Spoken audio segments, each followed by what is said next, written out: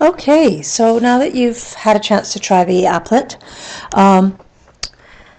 let's just review what you might have noticed, and that is, hopefully, you noticed that over time, among other things perhaps, but over time, 90% of the intervals will capture the actual parameter.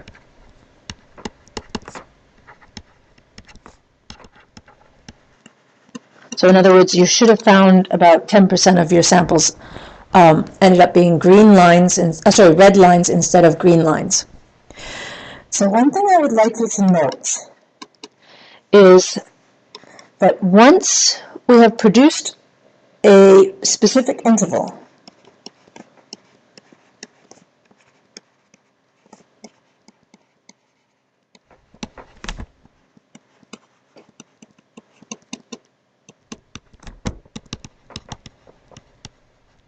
by taking the sample,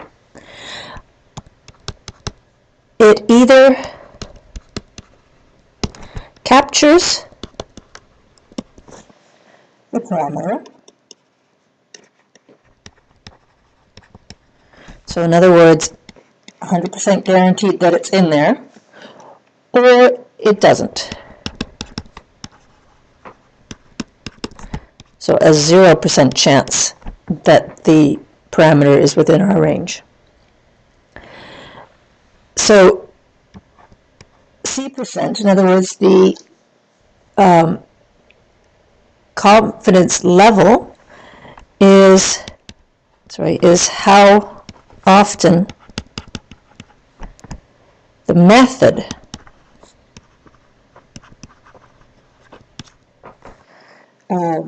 works in the long run.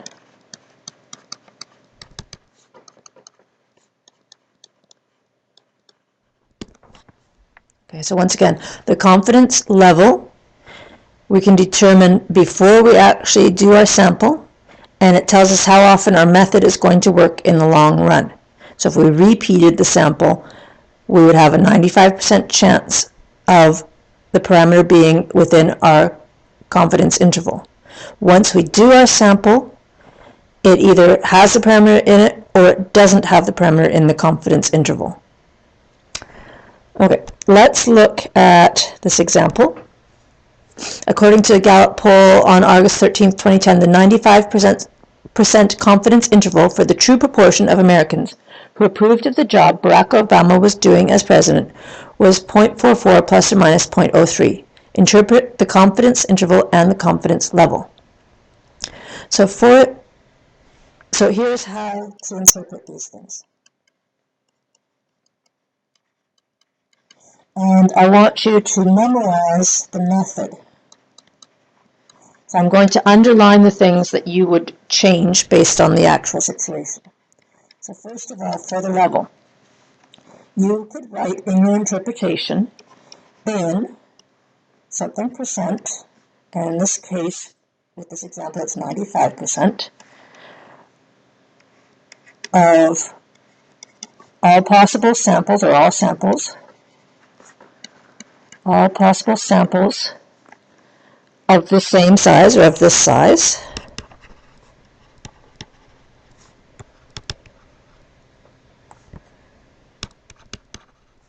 the resulting confidence interval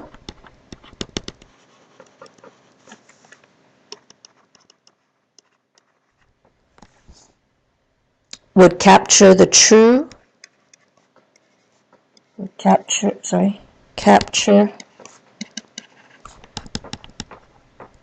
the true proportion. Now here's what we're going to change. So the true proportion of Americans. So here you can see, this is what we're going to put in here.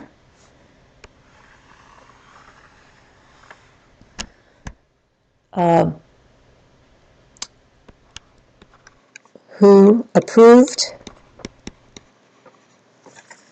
of the job Barack Obama was doing as president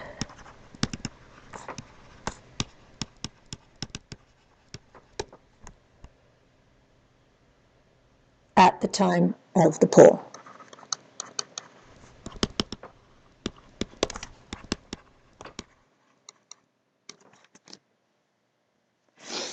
So we're going to underline the part that would get changed. And of course, at the time of the poll wasn't written in the thing, but we need to include that because that's part of the actual situation. So for the interval, once again, I'll underline the parts that we would actually change. The rest you can memorize pretty much. We are, in this case, 95% confident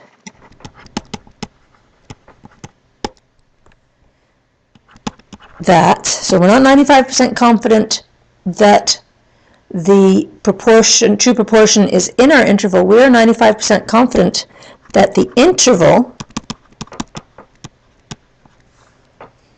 from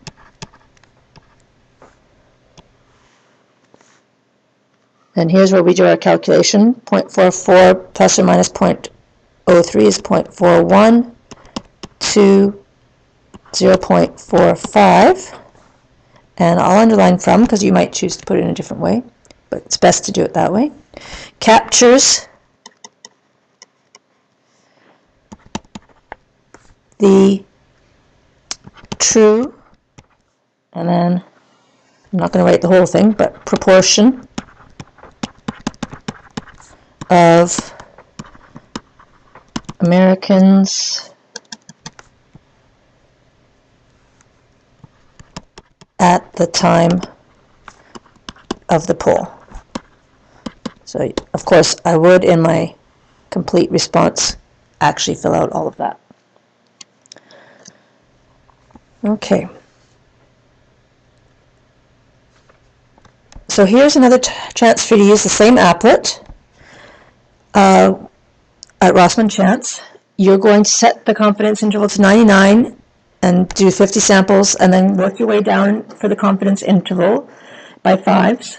And let's think about what you notice happening to the confidence interval as the level of confidence changes. So what happens to the size of the confidence interval? So you're also going to answer, what does this mean? And think about what happens to the percent interval containing the parameter. Okay, so you should have tried those different confidence intervals. What you should have noticed with the size of the confidence interval as the level of confidence changes is that as the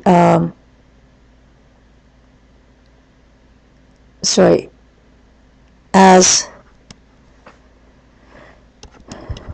the confidence level goes up, the interval width goes up as well. So what that means is that you have a bigger chance. Basically, you're widening your interval, so you have a bigger chance of actually getting the parameter into that space.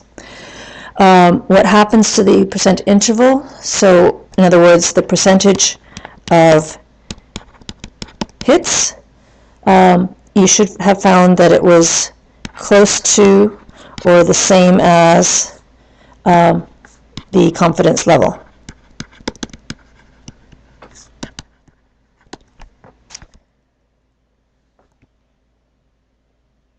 Okay, so to summarize, what we're going to do is to come up with a formula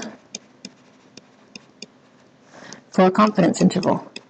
For confidence interval is the statistic plus or minus the critical value times the standard deviation of the statistic.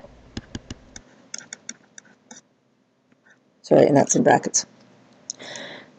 So this is also known as the margin of error. So let's look at an example. If I had a 95% confidence interval,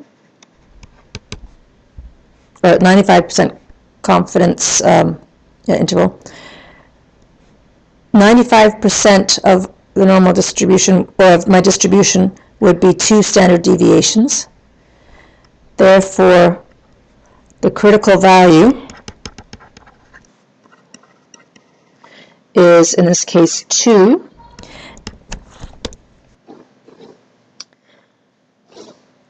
And the margin of error is equal to 2 times the standard deviation for whatever our statistic is that we're using. So that's, I guess that was actually our confidence interval formula.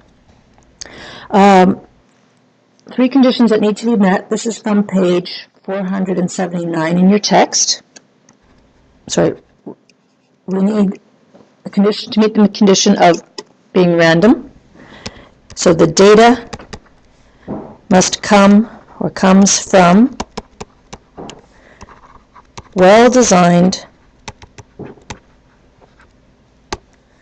random sample, a well-designed random sample, or randomized experiment,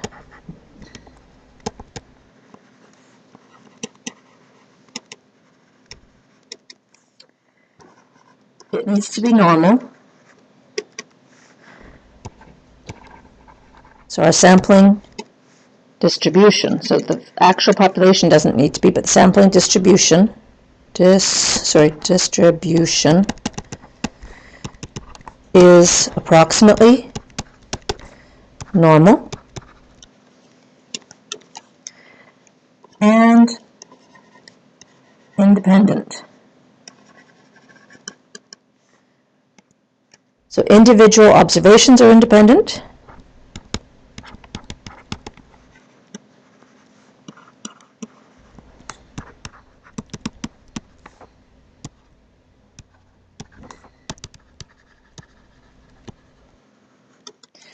And if we are sampling without replacement,